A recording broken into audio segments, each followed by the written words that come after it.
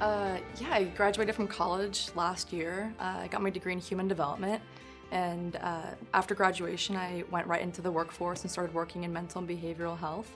And what gets me up in the morning is really just feeling like I have a purpose, believing that it has something that can be of value to people who are in need or who want to optimize their own wellness. If I were to go back to where I identified the first point in time to where I had a point where I needed help and I experienced trauma was when I was 6 and I was sexually abused. And that was my first memory of existence. That was my first memory of being a child and being in a place. And it's funny how I don't remember much before or after that for a long time. My first memory is really that. And that was really a pivotal moment in my life, that moment right there, because my whole family was involved in that. And that was when my parents started to notice things, or they became just more aware because of that moment, who knows. Either way, that was when things started happening, and Amanda started becoming oppositional or having issues with rules or whatever. You know, I'm too young to know exactly what happened, but I remember I had this visual of being in a room with a therapist, or maybe it was a case social worker, and I had this memory of just my legs sort of swinging in the chair, and that's to me a visual of just, I was so young and I was innocent, I had no idea what was going on. I didn't have the reasoning neurologically to even understand that what happened was bad. The first depressive episode that I had was actually when I was in 8th grade. So the first manic episode was when I was 18, a freshman in college, but my first depressive episode was back in 8th grade. It was when I blew out my left knee. I was a big soccer player. My big outlet was soccer and sports and letting it all out on the field and that team camaraderie and being a part of a community and feeling belonged and feeling like you were able to give something.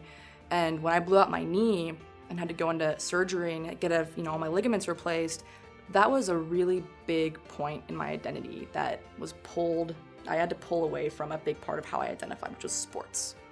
And I had to accept the fact that you can't play soccer for a year, if not ever. And being told that as an 8th grade kid going through puberty and transitions and questioning and grappling with sexual orientation and all these different things was really difficult. And that's when I first experienced my depressive dip. My highest manic state was when I was a freshman in college, and it was just like the best day of my life, right? I was so happy. It was like, here's Amanda on a normal day, and then here, just times it by 10. And I was so manic that I, just was doing things that were not socially acceptable. I wasn't safe, and I wasn't able to really think outside of my own thought bubble. And that was the hardest part of it, was trying to cope with the fact that here's this dysfunctional Amanda and here's this functional Amanda, and they're both happy and good mania, but yet it wasn't able to really, it wasn't healthy. Yeah, I did a little bit of burning, a little bit of cutting. It just made it real. It made it feel like I still could feel something. I could translate this cloud of thought and these sort of cyberspace thoughts and feelings and senses into something that was real, that I could see, that I could feel. Like, you still have something pumping through you when you see the effect of hurting yourself. But it wasn't to the point of trying to kill myself. My experience with that was very much, we think you have depression, we think you might have this, we think you might have that. And I felt like there was very little space to where it could be like, Amanda, how do you experience this? How do you, if you were to put it in your own words, what does that look like? I think I really would have appreciated that as an artist who sort of paints a different picture for things in my own mind, and as someone who doesn't really attribute my experiences to the status quo or what's normal or what's written in the textbook. Yeah, art has been a really cathartic and therapeutic process, an outlet for when I was going through stuff, or when I do go through things that I feel like I'm not able to translate verbally or mentally. When I was in the hospital after I had my major break, there was this moment where this individual who worked at the hospital gave me some crayons. And the reason why she gave me crayons was because that was a safe tool that I could use in the hospital. They're non-toxic, you can't really hurt yourself or others with crayons as easily as other instruments, perhaps. And so when I was given crayons, that was a huge turning point in my journey and in my mental health, and how I was able to utilize that tool to embed my voice and tell my story and visually translate it in a language that was meaningful to me. And also the process, what I use is, so here's one piece that I've made.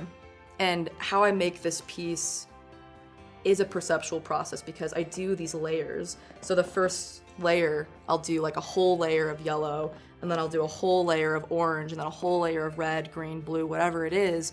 And those layers, to me, perceptually builds, sort of constructs these layers of experience and memories, points in time. And then I cover that layer, and then I add a new layer. I think about it, I add a new layer. Construct, I build a new layer. I reconcile, I build a new layer. And so this process of building and constructing my identity in that point in time was really, really important for me. And also a way of reconciling that innocence that I felt that I lost when I was little, because crayons were what I would, that's what I used when I was very little. And so now using them when I was 18 years old in a hospital was really a reclaiming of that innocence through this sensual perceptual process of using crayons. The smell, the feel, the touch, they break and I get a new one. It was just really, really meaningful to me, and the layers of that construction, and then etching away with this little screwdriver. I didn't have this in the hospital, I actually just used my fingernail. But the process of then deconstructing these layers that I would build was really, really cathartic, and really allowed me to become vulnerable and sort of acknowledge those layers in time and sort of accept them. So my family, my primary family, I have a younger brother, an older sister, and a mom and a dad. And they've been a really supportive system for me going through all these different sort of dips and highs in my mental health journey. And they've always been right there for me, either a text away, a call away, or they're right there in person, willing to listen or help. And that's how it's always been my whole life. Whether I was able to accept the help or understand the help, it just depended on where I was and where they were, of course. But my family's always been a huge part of who I am and my mental health from day zero of my life to where it is now. And right now, romantically in my life, I've been dating a girl. Her name's Elisa. We've been dating for almost 2 years now, and she's a huge part of my life too. And I feel really happy being with her. The one thing that's been challenging in our relationship is the fact that we are, two girls in a relationship, and historically in society that was seen as something that wasn't normal or wasn't socially or politically accepted. And so we are always working on that, and how we can be safe and comfortable in our own relationship while also acknowledging the fact that there are other social pressures and stigmas out there. And how do we deal with that? How do we interpret it? How do we acknowledge and accept it while not letting it hinder our relationship, but to allow it to just emerge more feelings and draw us closer together, and think about ways that we can deal with it or cope with it, whether it's going to support groups or just talking about it, or maybe just being private and being okay with that, and being okay with the fact that we don't have to justify or rationalize or explain who we are or how we feel towards each other. We just feel, and that's it. A big part of understanding what stigma meant to me, whether it was self-stigma or social stigma, was words of wisdom that my grandpa gave me, which was, when you point your finger, you got 3 fingers pointing right back at you, which are asking you who you are, what you're doing, and why you're doing it. And so whenever I think of how I feel about something or make a judgment on something, I always sort of ask myself the same questions. And why are you feeling that? What made you identify that? And what's your purpose in doing so? And that was really a pivotal point for me in absorbing or feeling my own stigma. When I felt the most stigmatized by others was when I felt the most stigma in myself.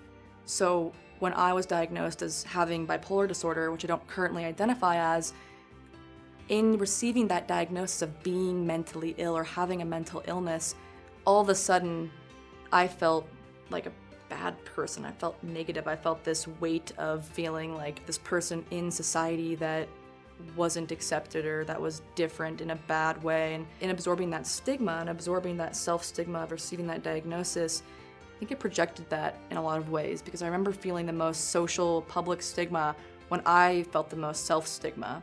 So I don't know if I could say that, that individual or those people stigmatized me because they stared too long or because they looked at me funny, because maybe my own bias was that I was also really aware of how negative I felt myself. So I really can't blame someone if they're like, why is your attitude so bad today? Like, I could say, yeah, you're stigmatizing me, but then I have to look at myself in the mirror too and be like, well, you were having a bad day and you were putting out that energy that you didn't want to be messed with, or that you were just feeling negative and didn't want to talk to anyone. I mean, when we project that, when we exude that in our behavior, we're gonna get that in return in a lot of ways too, I think. At least I did when I put that out there. But then all of a sudden, when I felt proud of myself and even said, hey, I have bipolar disorder, and I said it like in this sort of motivational way, all of a sudden people they react, oh, okay, cool. So, there's this relationship and this reflection between perceptions and how we exude those perceptions that translates into either stigma or, oh, that's interesting. What does that mean to you? And so, I think there's ownership on both ends of it. And first it has to start with ourselves. And that's when I got better, was when I started to acknowledge myself as translating my experiences, however I labeled it, into a way that was positive, with my demeanor, with my gestures, with my tone, with my behaviors, everything. So whether I say I have bipolar disorder or not, the way in which I say it is super meaningful and powerful to not only myself, but how others interpret who I am and how I see myself too.